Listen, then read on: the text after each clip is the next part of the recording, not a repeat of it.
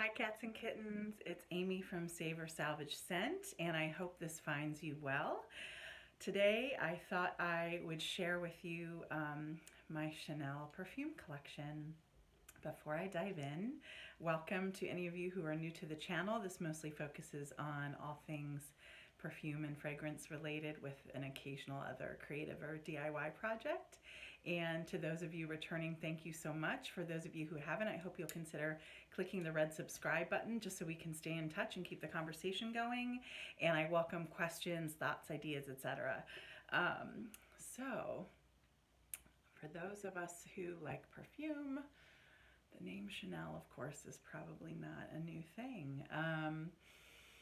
I've been collecting perfume for, gosh, about 30 years. I would say 15 or 20 really intensively. And I would say the first 10 years of my collecting, kind of building my collection, I focused a lot on Chanel. Obviously, Chanel number 5 and some others are considered some of the best perfumes of all time, and I think Chanel 5 is number 5 is still considered a like top 5 or 10 seller, and it turns 100 this year. Chanel number 5 and Shalimar. Well, Shalimar wasn't released until let's see, 1925. It was first created in 21. There's a whole story about that, but both of these perfumes turn 100 this year, which is incredible. So, you know, it's not a new idea to start building with Chanel, but they're wonderful. They're just incredibly artistic, beautifully composed scents. I would say of the, I think, 9 or 10 I'm going to talk to you about today, most of them are pretty floral, of the ones I own. And it's interesting because actually probably if you had to nail down my greatest love within my collection, it's really probably ambers, resins, oriental perfumes. And certainly I have a couple here within my collection of Chanel, but a lot of these are powdery florals. But I would say the best of, you know, they're just incredible. So I will click, or I will add information down below in the comments that can link you to 2 other reviews I've done. One focused on Chanel number 5 and its history, so you can learn a little more about its history, and then Chanel Cristal, which is one of my first favorites and loves, and its derivations, and I'll click those below. But let me dive in. So let's see. I have 9, I believe, to talk to you about today. I am going to start with Chanel number 5 and its sisters or aunties, and yeah, with the oldest scent, and go from there. So I'm going to start with, let's see, Chanel number 5, the Eau de Toilette, which is the oldest. Actually, I think the Eau de Toilette and I believe the Pure Parfum were released in the same year, which is 1921. So good. This is one of the perfumes or scents that I put on when I need like a force field of protection, or I just want to feel elegant, I guess, or sophisticated. It's so beautiful. So let me tell you more about it for those of you who aren't familiar. So this Eau de Toilette was first created in 1921. For those of you who aren't aware, Coco Chanel was a very kind of fastidious person in a lot of ways, kind of a gender bender, really interesting. She loved the number 5, and she tended to release her creations on the 5th day of the 5th month each year. And the nose, or the perfumer that she worked with at the time, his name was Ernest Beau. And I am not going to get into every note, but I would essentially say this is one of the first aldehydic perfumes or scents. For those of you who aren't aware, aldehydes are a chemical compound that exist in both the natural world and in labs. Um, there are a range of aldehydes with many different effects, but the effect that it has in this perfume is kind of like a sparkling, champagne-y, almost ozonic, so airy or watery quality. Um, and so what comes out for this for me is, I mean, it's a composition. It's got a lot of things. So definitely like there's florals and citruses. But really what comes out most for me is iris and powder. And iris itself does have a powdery scent, and the rhizomes of the iris orris root has a very powdery smell. So this to me is just a beautiful, sophisticated, powdery iris scent. It smells like money. It's gorgeous. Everybody should own it. I'm sure a lot of you know Chanel scents can be very expensive. However, I will just say I did this over time, and I really watched on eBay. I have purchased from antique stores over the years. Discounts, not so much discount sites. Chanel doesn't really sell on discount sites, but you can find them on, Mercari, eBay, things like that. And so I rarely paid actually about a third of the price of what they're worth most cases. So anyway, Chanel No. 5 Eau de Toilette, just a gorgeous, powdery, aldehydic floral. Just beautiful. Okay. Next is the Eau de Parfum and the beautiful, iconic bottle. I believe this was originally supposed to look like a kind of men's, like a toiletry bottle or a liquor bottle, something like that. This was first created in 1986. This was created by Jacques Polge, who was Chanel's in-house perfumer for a very long time. He has created, I think, probably 5 or 6 of the scents I'm going to talk to you about today. So the Eau de Parfum is very, very similar. I mean, you definitely get the No. 5 DNA, the fact that it's aldehydic. I will just tell you the differences. To me, this is a little deeper, a little sweeter, probably because it has, to me, like a heavier, I can't remember if the original has peach in it, but this a little bit of peach comes out. This is a little more ambery to me and a little more vanillic. So it's just a little deeper. Really, really gorgeous. And this was a gift from my friend, Leslie. Thank you so much, Leslie. I love it so much. I know it looks like I haven't worn it much, but a dab will do ya for Chanel No. 5. Just gorgeous. And look at the color of that thing. Oh my gosh, beautiful. Okay. So, there have been a few, or what are called flankers of Chanel No. 5. Flankers are, to me, kind of like a newer version of, or a play on an original. There are flankers within perfume lines that smell super similar to the original with just little twists, and then there are flankers that, like, you might not even know they're associated. This to me is a really cool modern interpretation of No. 5. This is No. 5 L'Eau. For those of you who aren't familiar, L'Eau means essentially water of, so like a lighter version. This is freaking gorgeous. Oh my gosh. It is definitely like its name. It is a lighter version. It's not quite as, like, I would say not quite as powdery and aldehydic as the original. Definitely more citrusy and a tiny bit greener. So yeah, this just feels like a nice citrus. This is a perfect perfume for spring and summer. It is one, I will say, compared to the Eau de Toilette and Eau de Parfum. This does not last very long. I don't think it's supposed to. It's a L'Eau. It's supposed to be like a cologne. This lasts a few hours. to me though, totally worth your spraying, and it is such a gorgeous thing when it's just incredibly hot. It's wonderful on a hot day. So again, a little more citrusy, lighter, just definitely smells more modern. Number 5 L'Eau by Chanel. All right, so we are through my number 5s. There are a few more flankers, I believe, on the market, but I do not own them. Well, number 5 is kind of like a, I would say, a fragrance collectors or historians like building block. Chanel Cristal was my first Chanel that I fell in love with, thanks to my beautiful sister Lee, who wore it starting, I think, in the, gosh, as soon as it came out, I want to say in like the 80s.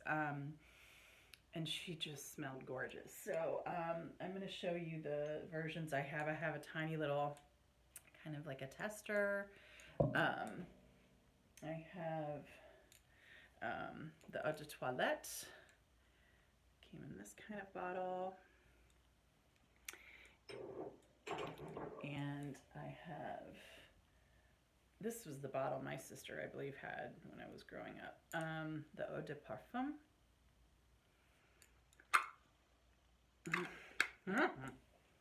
I mean, my God, my God. All right.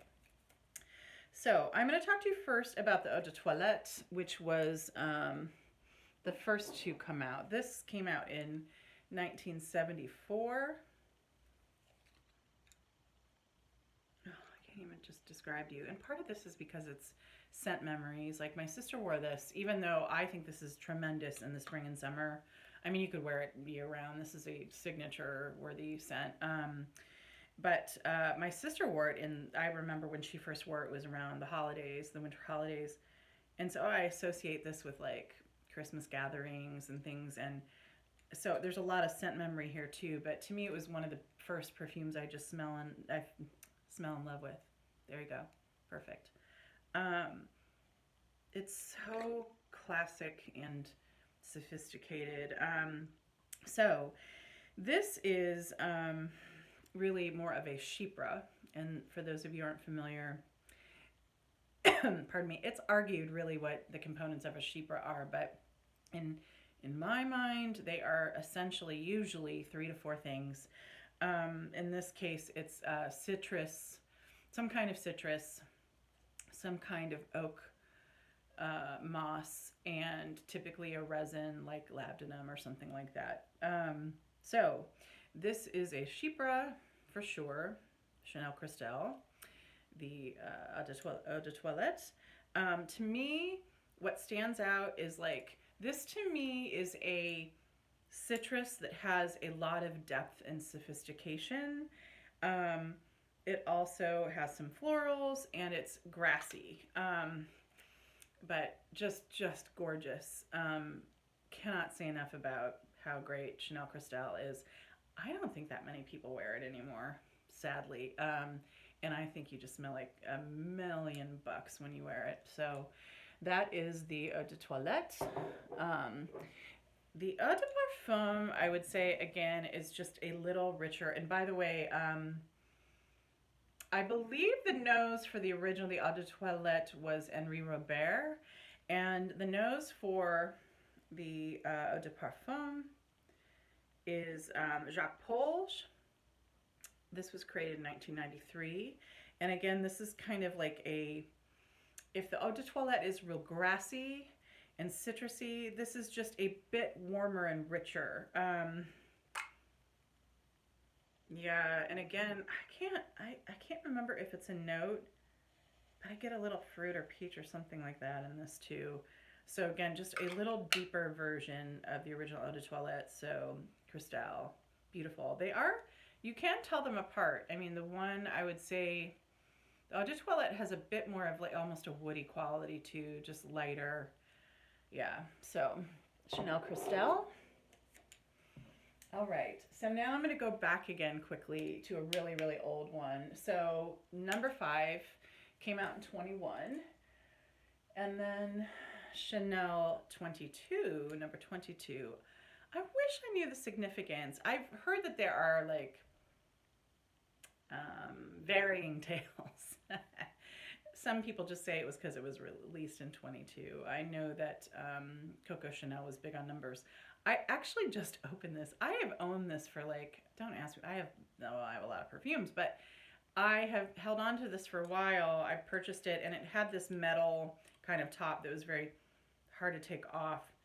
And weirdly, some of my friends that I go to their home have 22, and so I smell it when I'm at their house, and I get my fix. But this was incredible because it was sealed and it was vintage, and I bought this online. I got a really great deal on it many years ago. This 22 has, okay, so if any of you listened to my channel before, you know that I don't buy into this engendered like fragrance marketing. I believe that people like what they like, and I think you should wear whatever you like, no matter where you fall on the gender spectrum. And on that note, I have known men to wear number 5, Chanel Cristal, etc., and smell gorgeous. So it's all in, you know, what you feel and pull off what you like.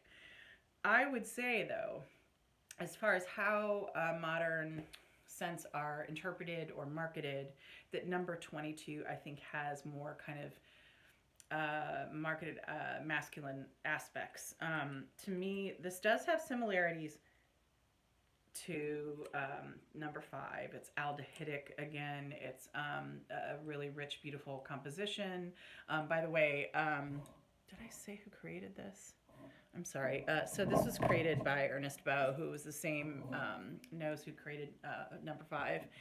And I would say this is a bit, to me, more like foresty, gardeny, a little less soapy than number 5.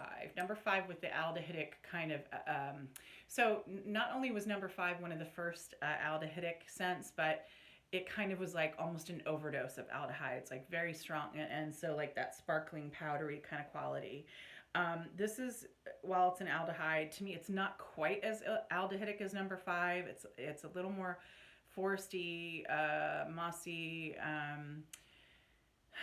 gardeny, and not quite as soapy, if that makes sense. Really gorgeous though, and some fragrance collectors say it was almost just chance that like number 5 became popular and 22 didn't. Who knows? But I think, you know, number 5 is really gorgeous, and I would say for me swings a little more masculine. So number 22. All right. Gosh, here are a few more of my favorites. They're all my favorites. I love Chanel. So I don't own or know much about the original number 19, but I was looking a few years ago for a really green, kind of springy scent, and kept reading about Chanel number 19. So this is a Chanel number 19 Poudre, so powder. And this is, again, a flanker of 19, and you can see even the color of the juice kind of suggests what you're getting yourself into. This is ridiculously gorgeous. Let me tell you a little more about it. It was created in 2011 by Jacques Polge. Again, many, many years as the in-house perfumer. And I want to say one of these scents, it might be one of the Les Exclusifs, was created by his son, Olivier Polge, which is so cool. But, all right, Chanel number 19 Poudre, 2011. This gets a bit of a bad rap because it's a lighter perfume again. This is something you're going to have to respray in a few hours. But my God, when you spray it, this is one of the closest things to the stems of a flower. This really is, again, it's got many more things, but for me, this is, again, an iris heavy scent, so a floral with a bit of powder, but you get every part of the iris: the rhizome, the flower, the root, the stem. And this to me smells like a greenhouse with just tons of cut, like stems that were just cut. It is gorgeous. And again, I can imagine that a woman or a man, anybody, no matter where you're at on the gender spectrum, could rock this. It is beautiful. It's a little harder to find now. I'm not sure if it's even made anymore. I waited and waited and got a great deal on this. I think I paid about 50, and I want to say it retails for like 150, something like that. But it's phenomenal. Chanel number 19 Poudre. Cannot say enough good things about it. It's beautiful. Perfect spring scent. Perfect. Okay, so now I'm going to talk about two from Les Exclusives line. These are hella expensive. Let me just say it. The full bottles, I think they're really large, like maybe 200 mLs. I think they range from like $3 to $4.50 now. Ooh. When I was in Paris a few years ago, I got to go to an actual Chanel boutique and got to smell a bunch of the Les Exclusives. And I knew that I loved Coromandel. Okay, so first I'm going to talk to you about Coromandel because it's so flipping expensive, and I will say it's so strong. I knew that I could just have a very small bottle. I ordered, I think this is just like 1/10 of an ounce, this little sample. Even these, if you can imagine, run about $20 to $30 online, sometimes even more.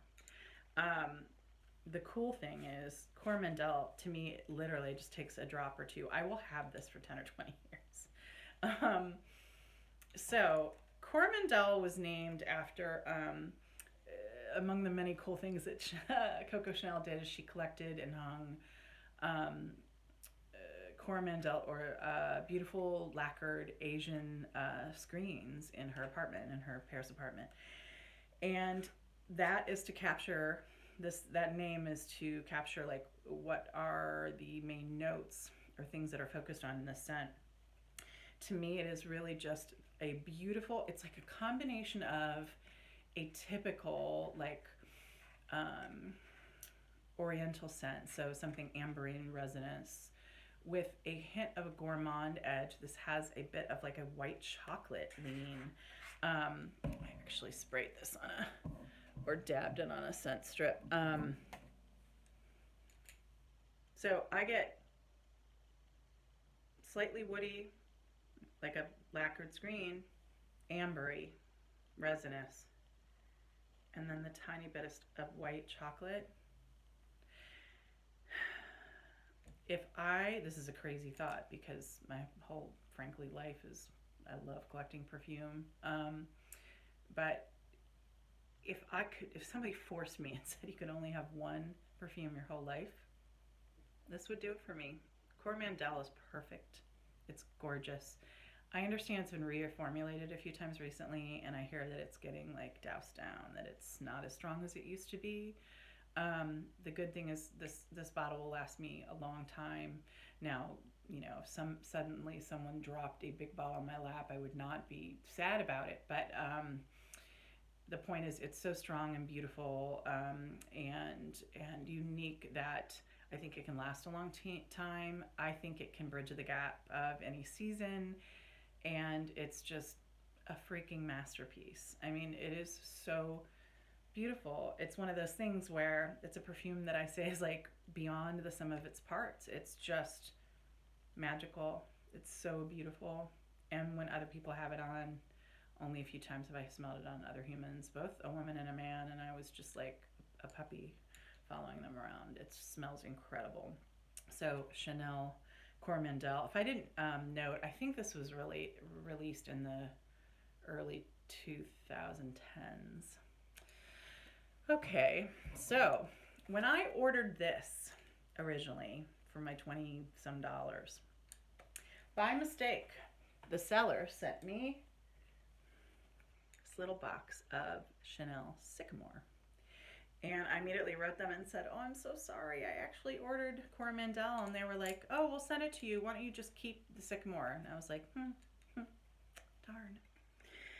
I would have never, ever paid money for this originally, because when I would read about it, it basically said that it was like, you know, again, I shouldn't trust engendered marketing, but it was just like so masculine, and that it was beast mode. It was like it could knock somebody out, and it was pungent, and like, you know, of course there were people who liked it too, but I read some really tough reviews.